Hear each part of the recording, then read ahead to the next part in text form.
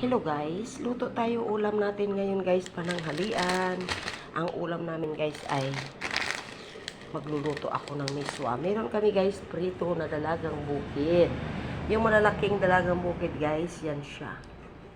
Yan, prito ko guys. Tapos, yung bisugo naman na natira ko kagabi, hinimay-himay ko, tinanggalan ko ng tinik at yan siya guys.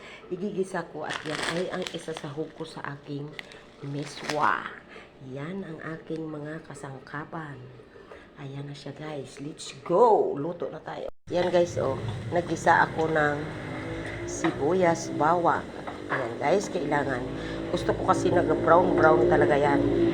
Para mas mabango at mas masarap.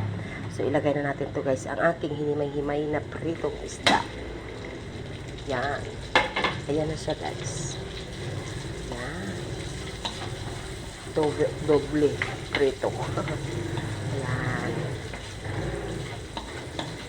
Ayan na siya guys. At lalagyan na natin siya ng sabaw. So guys, ayan na ang ating miswa guys. Oh. Diba masarap? Kakain na tayo guys. Kasi anong oras na. Ayan guys, oh. Ang yummy-yummy ng ating miswa. Ayan siya guys, kasimpleng-simple lang. Kasi may naiwan ako na isda kagabi. Hinimay-himay ko, tinanggalan ko ng tinik. Tapos, ayan, naisip ko, lagyan ko siya ng miswa.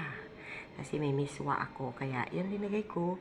At yan, ang ating dalagang bukid na malalaking dalagang bukid yan.